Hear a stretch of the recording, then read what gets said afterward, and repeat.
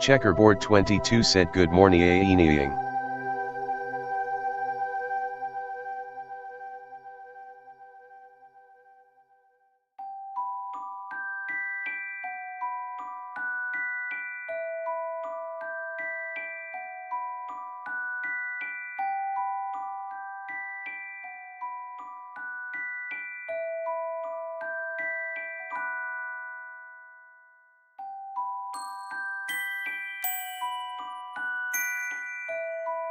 Bibi Bakunawa said good morning.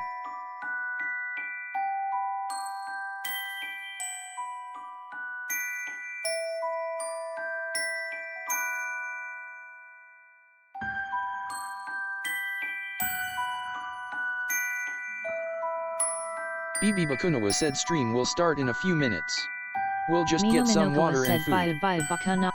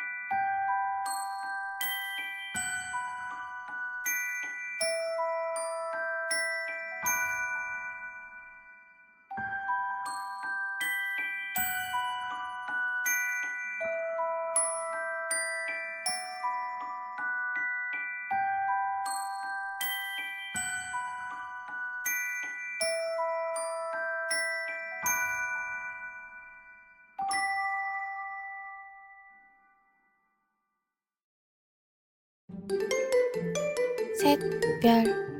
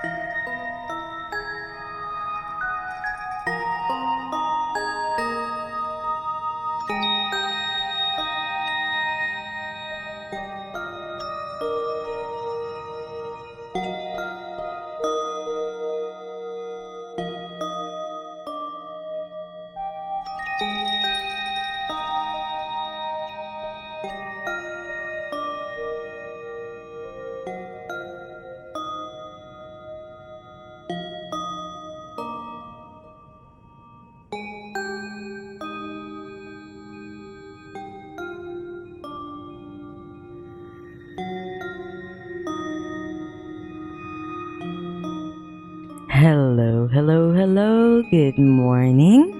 Good morning, good morning, good morning, everyone. Stun Professionals said good morning mommy BB Hannah wave Hannah salute Hannah love. Hi. So, I would like to greet everyone who is in here, especially those in the chat. Hello, Mina Checkerboard Minokawa 22. said stinky cheese. Mino. And the unprofessional. Wow, Mina Minokawa you're. said Lingley 18 Linghart Lingley 18 Linghart Lingley 18 Linghart. I'm rethinking my choices of putting this text to speech thingy on because all of the emojis are being read like by their names, and sometimes it gets Mina spammy. Minokawa said minuf snam minuf tarav. You know what? We are going to take it away right now. How was your sleep? Did everyone sleep well? Oh wait, I'm bouncing off of my table. Let me just move myself. Where am I? Hi, hello, where am I? Where's my... Okay, there we go. Let's move it down a little. And then I'll move a little to the left. Yes, so that my boob window will be aligned perfectly with my little crystal ball. You actually slept? That's weird, but also wow, amazing. Me no sleeping at a proper time. Okay, so let me just lower the volume of our beautiful background music courtesy of Story Attic. 별해는 다락밤. Hold on. And also, since we are talking about tarot, let me just put some... Oh, wait. That is so weird. It has... You know what? Let's remove that. Let's find something else that we can put there because that is not pretty. Hold on. As you can see and already feel, I am very, very not prepared with my images to show.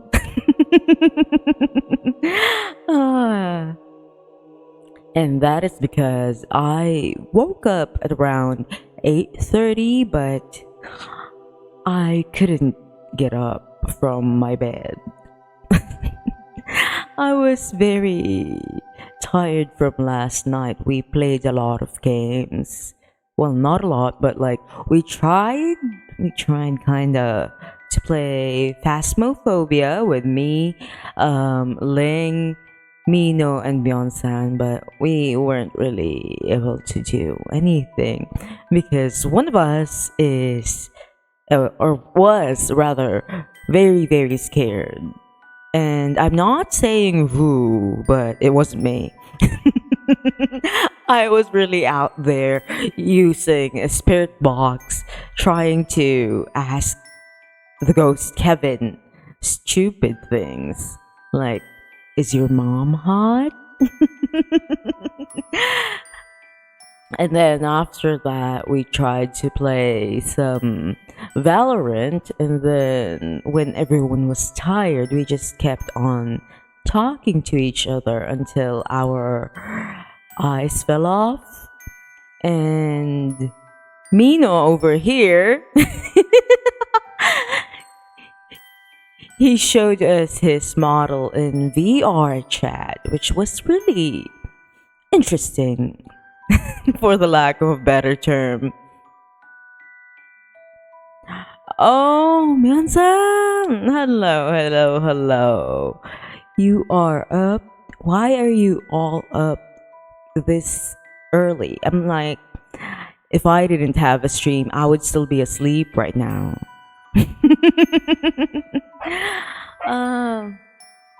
So yes, today, this morning, we are going to learn about tarot. We're not really going to learn about how to read it per se, but we're learning some history and how the thing works. And then if I still have energy, because yeah, I'm kind of tired from last night. If I still have energy though, we are going to do pick a card readings. 셋별 Okay, so let's start with what are tarot cards? Anyone from the class? Suddenly it turns into a classroom. Anyway, since this is not a classroom, I will be the one talking. Tarot cards, as the name implies, are cards. They are made of cardstock, and you can even make some for yourself. If you can draw, it's fine, but it is most popularly used as a tool of divination. When we say divination, I'm using it very loosely. It means that we are asking things about the past, the future, and even the present. It is called cartomancy when you use cards to divine the future or the past or anything else for that matter. So cartomancy. However, this is a big however, tarot cards are not the only things that you can use for cartomancy. For those who are already familiar with tarot cards, you would also be inundated with a lot of information. Well, not information, but ads about oracle cards. Now, those two, although very similar in usage, are very, very different animals. There are also Lenormand cards. Some people, I know, people who would also use regular poker cards for divination.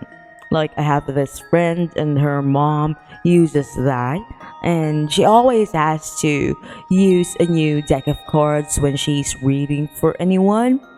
Well, it can be not new as long as you're the only person who she has read for with that particular deck, I think.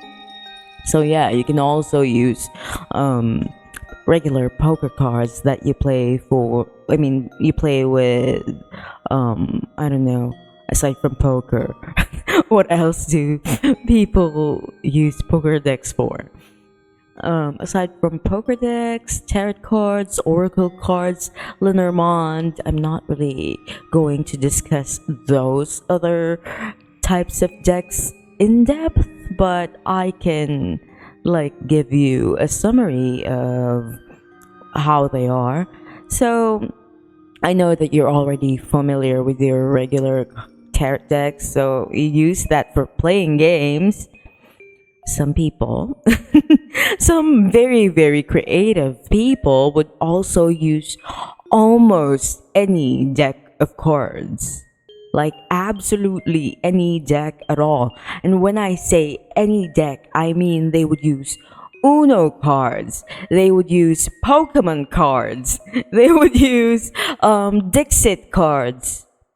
I actually a confession, I actually planned on buying some Dixit decks to use for divination because the art in it is very, very akin to oracle decks or tarot cards, to be honest, because the Dixit cards are they make you tell a story, or you can try to guess what they are about if you're on the other side.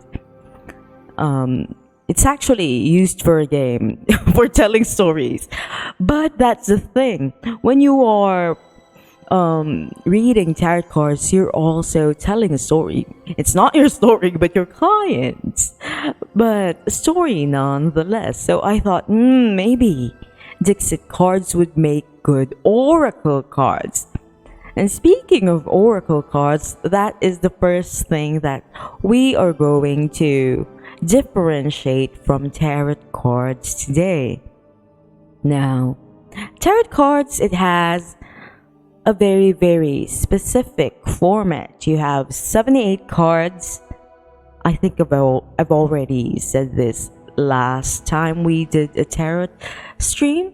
You have 78 cards, 22 of them are in the major arcana, and the other 56 are in the minor arcana. The minor arcana are divided into 4 different suits, namely the pentacles, the swords, the cups, and the staves, or other would call it sticks, or what else do people call it again?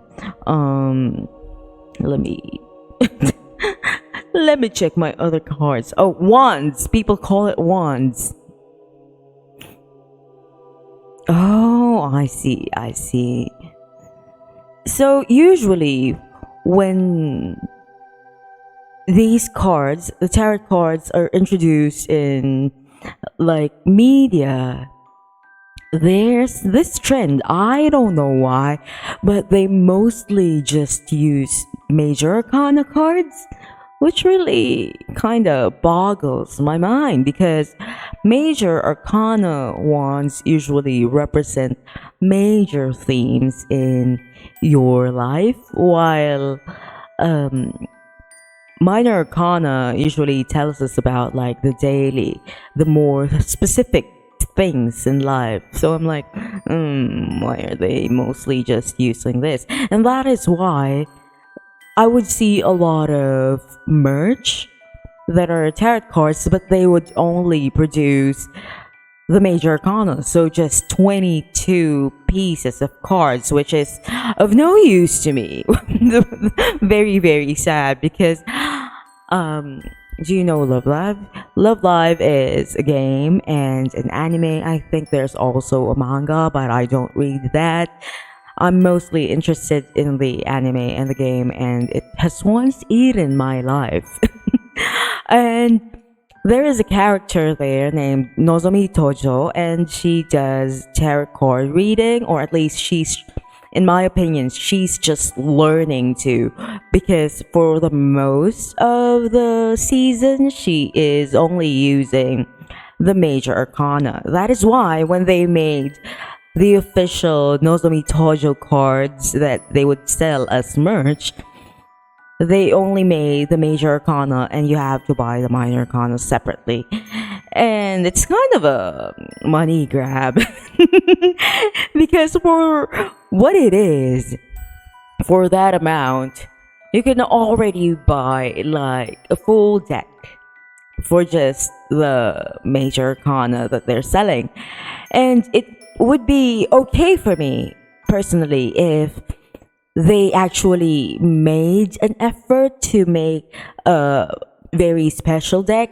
But the thing is, they just reused the images from the usual Rider-Waite cards and then slapped on the backing that she is like seen using in the series. So yeah, I'm not buying that anytime soon, because like I could just literally buy any Rider-Waite deck instead of buying 2 sets to get 1 full deck. Money grab, I tell you. There's also this game called Arcana, which is an atomic game. It's a dating sim type of game. It has great visuals, good storytelling, and I think they're also selling a tarot deck, but it's just the major arcana. So yeah, I think I've also seen other games release tarot decks, but it's just the 22 major arcana set.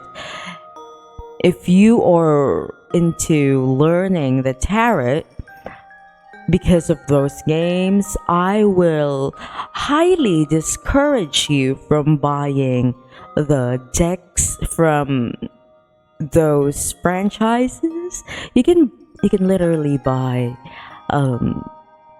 very very cheap rider weight decks, which is the one that I would always recommend for beginners. Like, there are many types of decks. There is the Mersail, there are thought decks.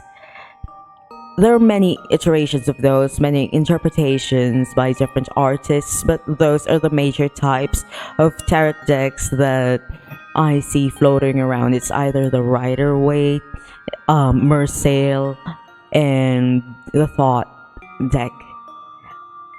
They all have the same like format, major, minor, arcana, 4 different suits, 22 cards in the majors. But they kind of differ in the way they handle their symbolism, because they have different people who made them and different schools of thought. So among those, I believe the easiest to learn would be the Rider Waite tarot decks. Hold on, I think I can let me see if I can put my camera up in here. Let's see, webcam. Where is my webcam? Hold on. Is it connected? Hold on, let me just check. Oh, there it is. Oh, no, that's who. Okay, let me just put it here. So this is a Rider Waite Smith deck. So it's like one of the most basic decks. So this is actually my first tarot deck. I got it around what year? 2011-ish? 2010 or 2011, around that time. So it's more than a decade old. It's kind of dingy and scuffed all over, and it's kind of soft now. But usually when you buy a tarot deck, it's kind of difficult to shuffle it if it's well made. But as it grows older, it's gonna be easier to bend them here and there. So yeah, this is a tarot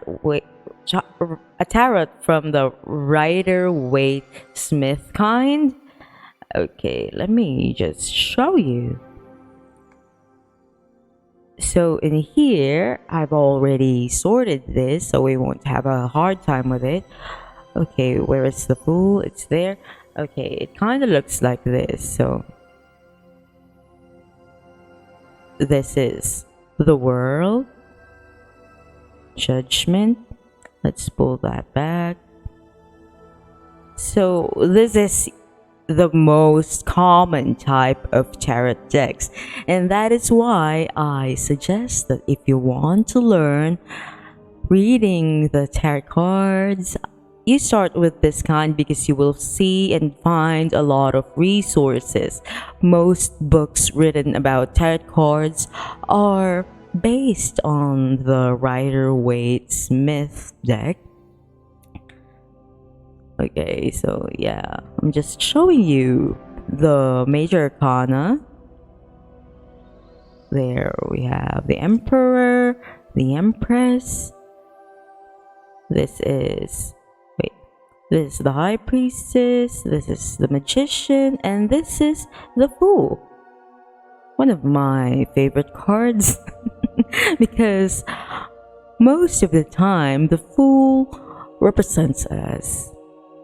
And the thing about the major arcana is that it tells the story of the Fool.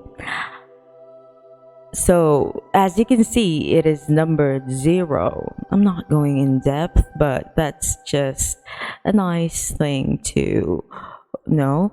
And then after the major arcana, we have the 4 suits. So this suit is the cups. Okay. Yes, cups. We also have, here are the pentacles. They also call it coins.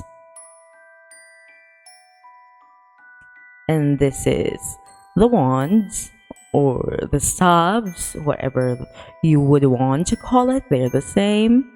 And we have swords. So those are the 4 suits of the minor arcana. Let me just turn off my webcam. Hi, Jincast. Hello, good morning. Good morning. We are discussing the tarot. And where was I? Yes. So you have 4 suits, just like in a regular deck of playing cards, but the suits are kind of different because in your playing cards, the poker deck, you have hearts. What else do you have? Spades, clovers or clubs, whatever you call them, and diamonds, right? Okay. But in the tarot, you have cups, pentacles, swords, and wands. They kind of correlate to each other, but not very exactly. And the reason for this is because the tarot cards, came from a game. It's an Italian game called Tarocchi, which is also coming from another game, Trionfi.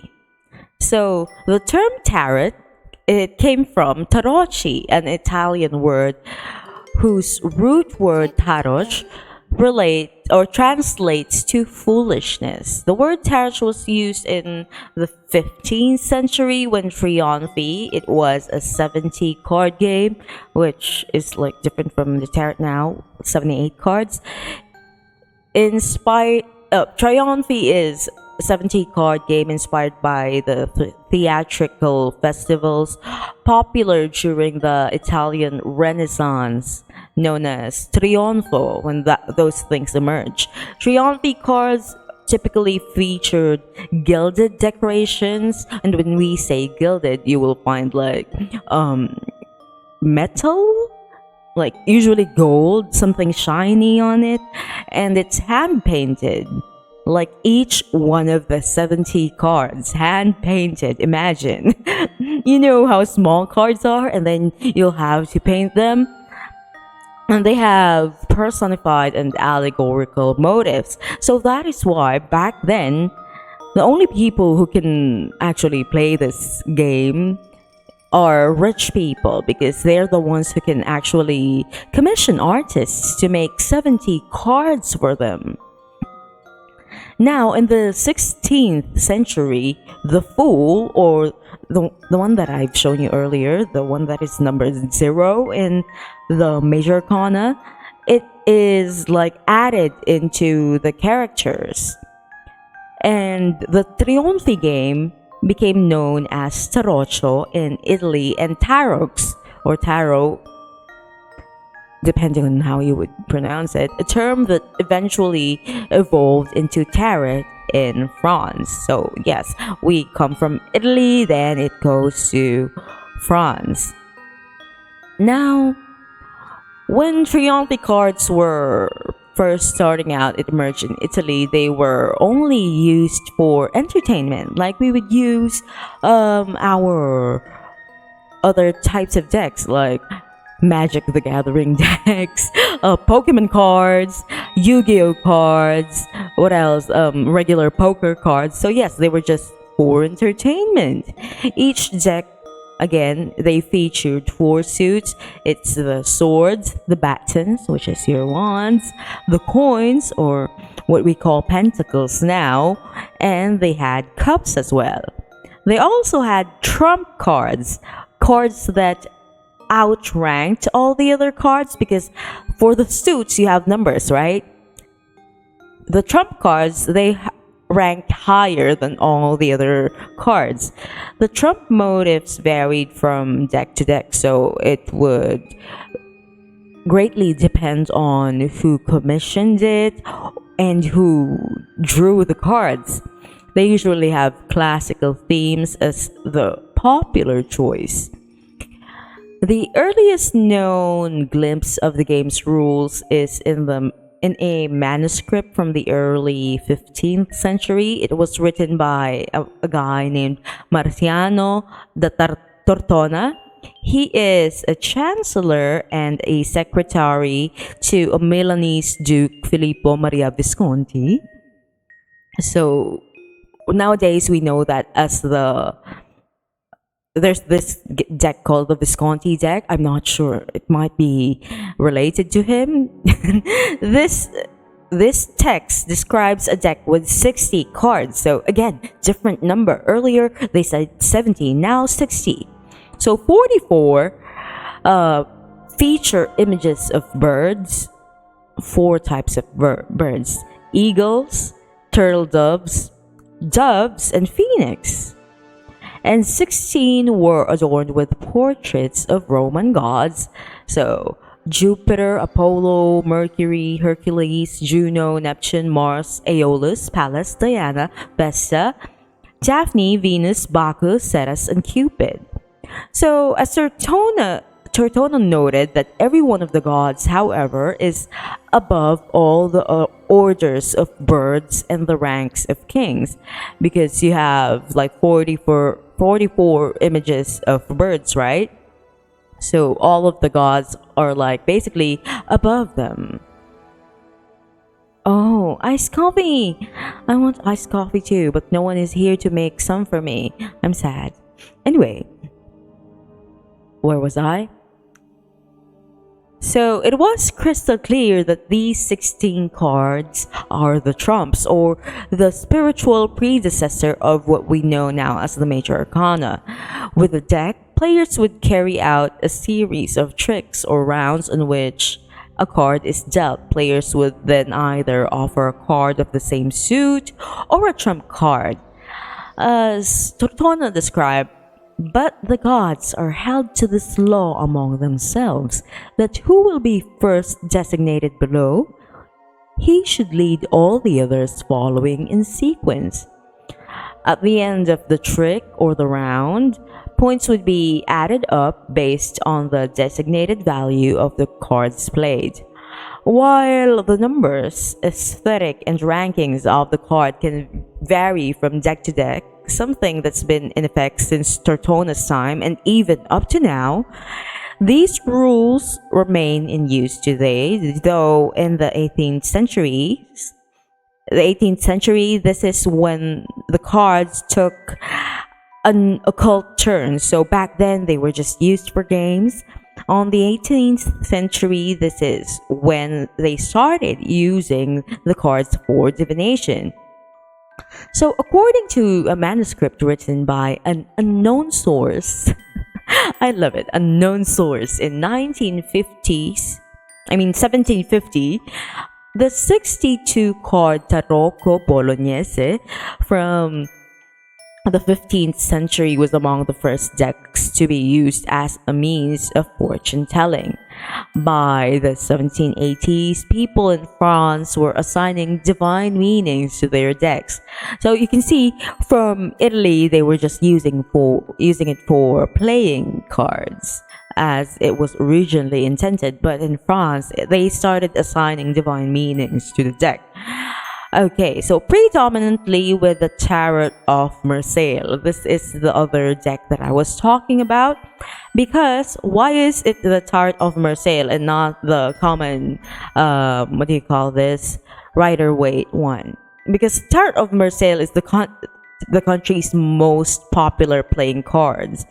So Marseille is the most popular tarot deck in France. This movement was led by a French occultist.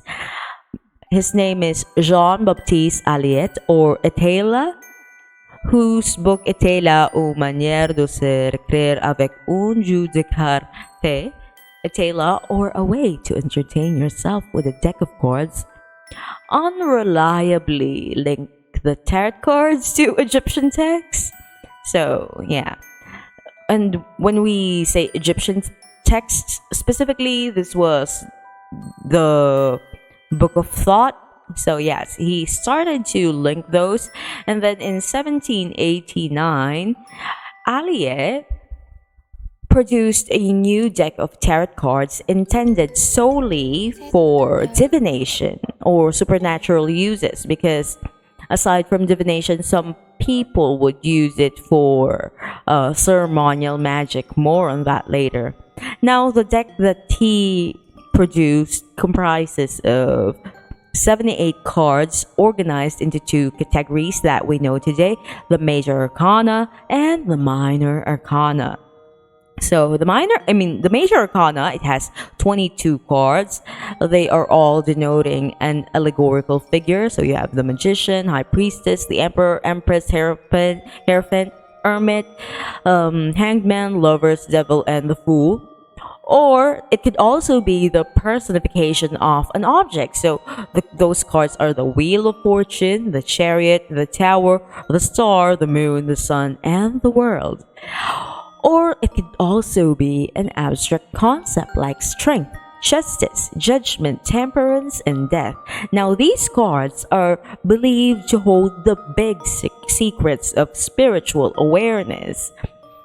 Now, the Minor Arcana features the four suits that I showed you earlier: the suit of swords, the suit of wands, the suit of coins, and the suit of cups.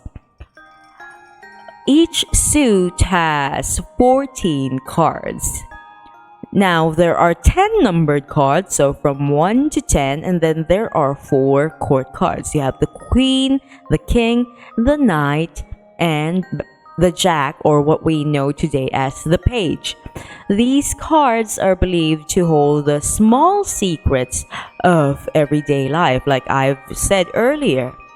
By the turn of the 20th century, tarot cards, particularly the Tarot of Marseille, were so entwined with the occult that the Tarot Novo, a deck used solely for playing rather than predicting, was created. So it came to a point that when you say tarot cards, people would always assume that it has 78 cards used for divination. So it was like harder for people who actually want to play the tarotchi game to find the deck used for playing, because everything was used for divination. So what happened was they made a new deck, the Tarot Novo, and that one they said is only for playing the original game. Now today, the tarot continues to be both an ordinary card game and an occult ritual. While there are so many ways to read tarot cards to tell one's fortune, there are like several different common ways. The first common way is to do a Celtic Cross.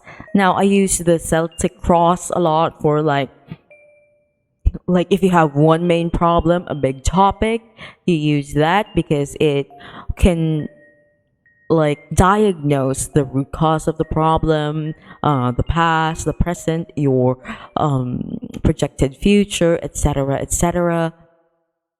But there are also other ways, like sometimes I would do 3-card readings. The 3-card readings, you can use it as a past, present, future type of reading. It could also be a yes-no type of reading. But there are many ways to do it. There is no right or wrong way to do a reading, in my personal opinion. It's just that it takes time and a lot of practice to do it.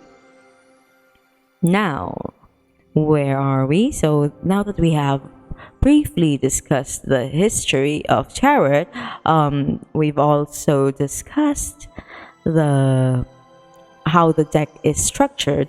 Now, how does it compare to oracle cards? And what's the other one? What's the other one that I mentioned earlier? I forgot. Oh my god.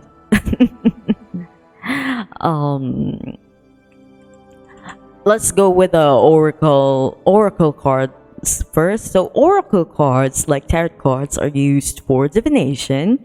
They're not used for games. They are made solely for spiritual purposes, and unlike our tarot cards, which has a specific structure and pre-made historically used meanings, oracle cards are more freestyle depending on who the creator is. Like, you would find some that are 44 cards, 56 cards. Sometimes you'd find a deck that has only 20. I even made my own deck. I've shown it the last time.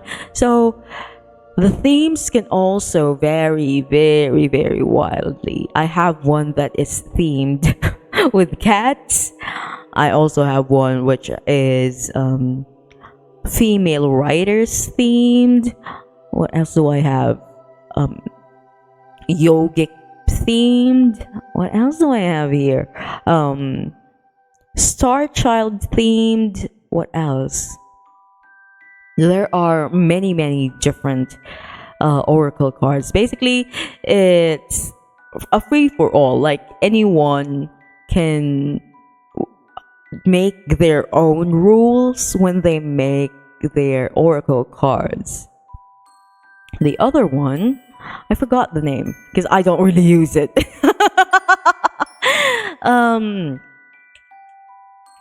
Wait. What do you call this?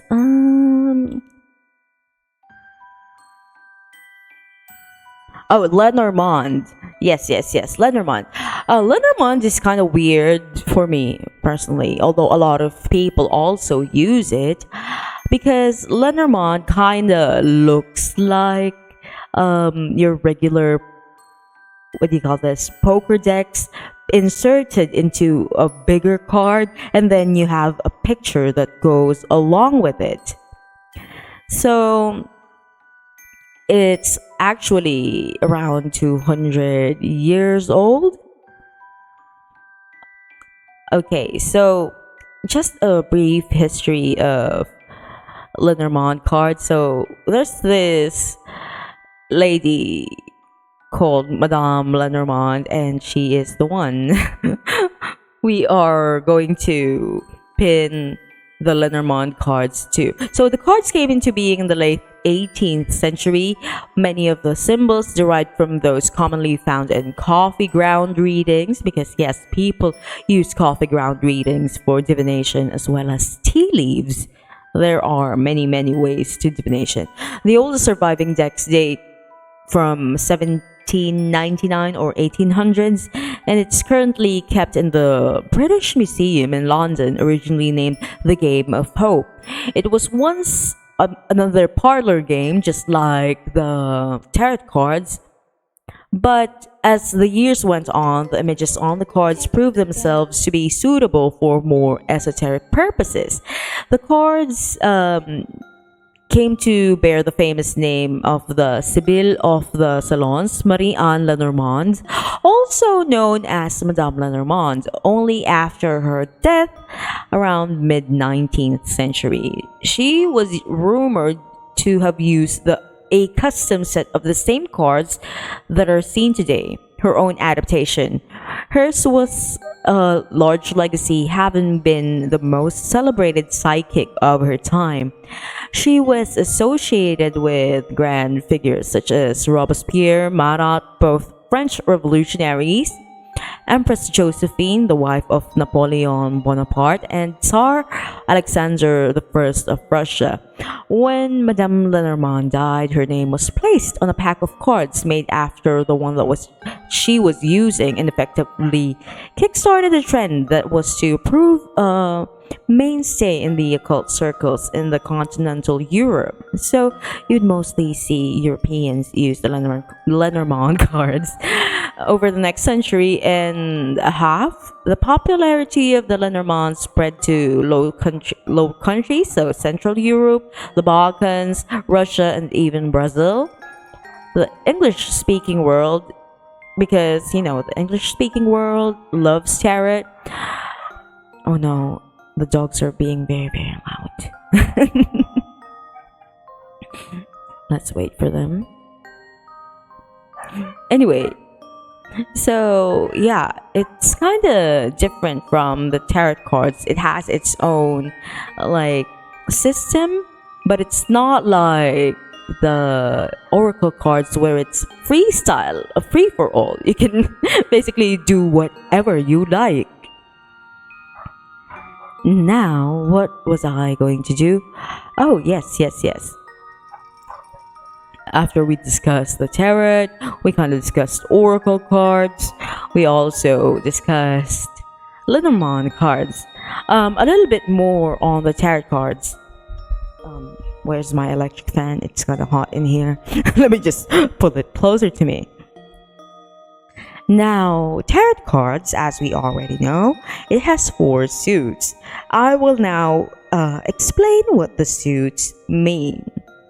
Now, first we begin with the wands. The wands are related to the element of fire.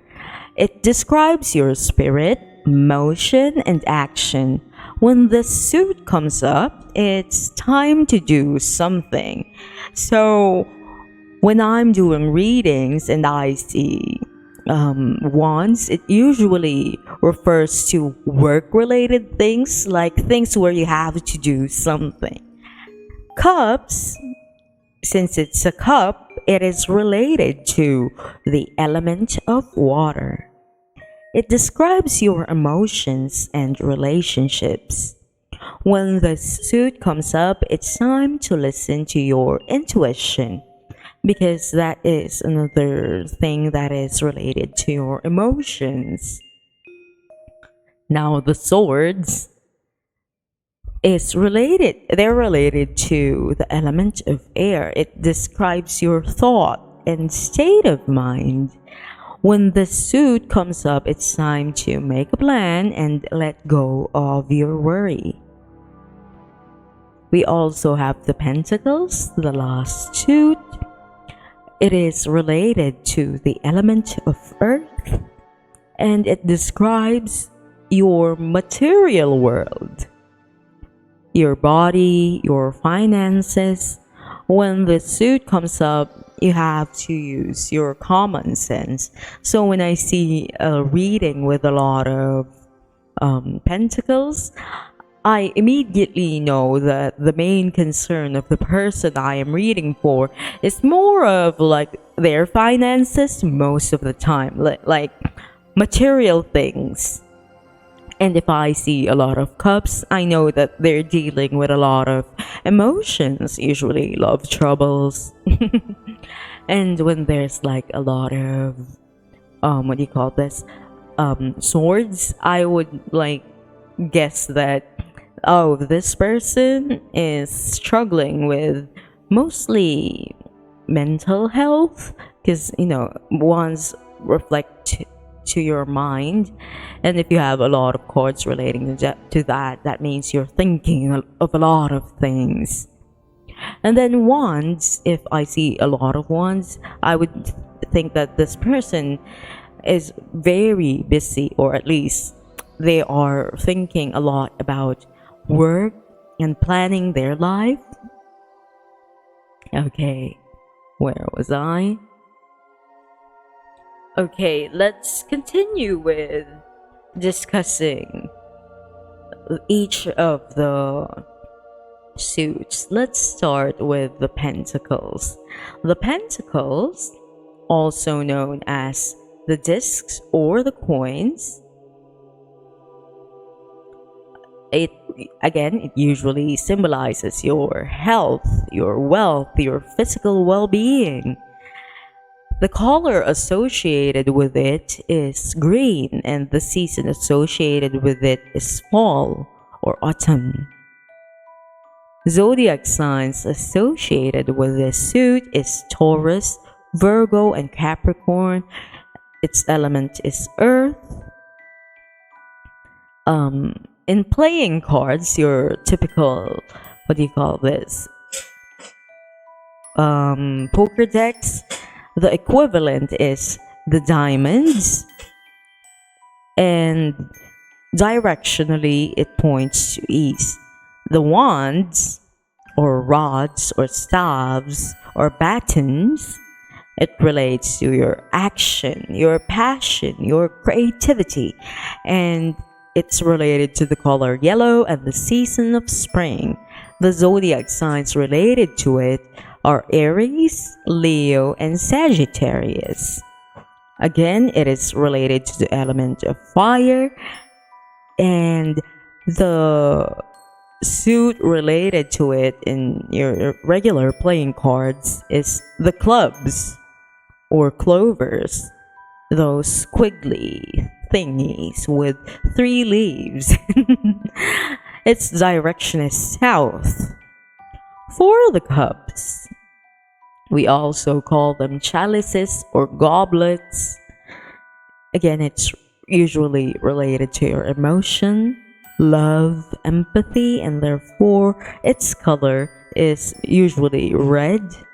The season is summer, and the zodiac signs related to it are Cancer, Scorpio, and Pisces. Now, as you already might have guessed, since it's related to love, the playing card equivalent of this is the suit of hearts. Its direction is west. And then we go to the final suit, which is the swords. We also call them blades or Athens. It is related to your thought, your challenges, observation, and the color it's related to is indigo. The zodiac signs related to it are Gemini, Libra, and Aquarius. And our playing cards equivalent is the spades. Its direction is towards north. Now, there are many other things that I could discuss to you. I could discuss the minor arcana through numbers and what those numbers usually mean, but that would be a lesson for another time. I think on the next tarot series, I would be discussing the major arcana. Probably. If not, we're going to discuss the numbers, because the numbers are fun, because you can have the same number on different cards, and that would be a theme, and the cards are like showing you a certain theme in your life.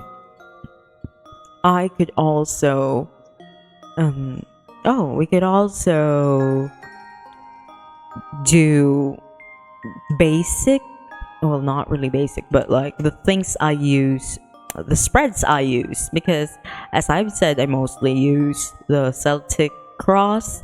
I also use 3 card spreads. I also use something called the Zodiac spread or the Wheel of Fortune spread, where you have 12 cards like a clock and there are cards in the middle. We can also do that. What else can we discuss on the next time? Let's see. Let me check my notes. I do have notes. We can also... this is for another time. I can also discuss to you chakras and their colors, what they mean. But yes, those are things for another time. We can also discuss astrology, different from astronomy. Anyway, I think it's. Oh, we've already been streaming for an hour. I've been talking for an hour here. Anyway, I think we will only have a very short stream this morning because I woke up late and I still haven't had breakfast. Oh, thank you for the hydrate and the stretch. I'm gonna get my water now.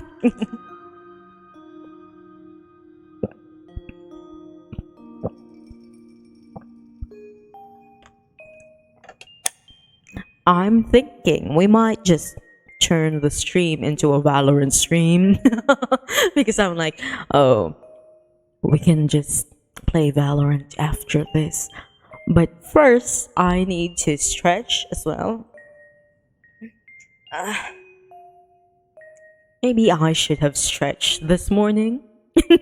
I can see someone in the chat trying to get my attention because someone wants to play Valorant. And yes, we're actually just going to play Valorant now.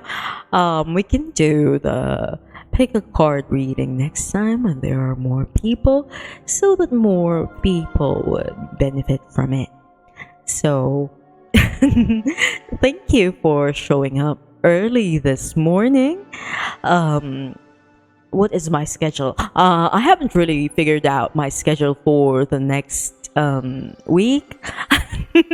But I think I will be playing Final Fantasy with Moshi Vienna tomorrow. I still don't know what time, most probably at night. We are going to Serene's channel now. We don't have a lot of people around, but we're going to raid Serene because we are going to play Valorant. And once I send you there, I'm going to end my stream and look for food. And yeah, so thank you very much. I hope to see you tomorrow while we play Final Fantasy. So that's all for this morning. Annyeong, adios, au revoir. Sampai jumpa, goodbye, paalam, baby, bye bye. Let's go raid.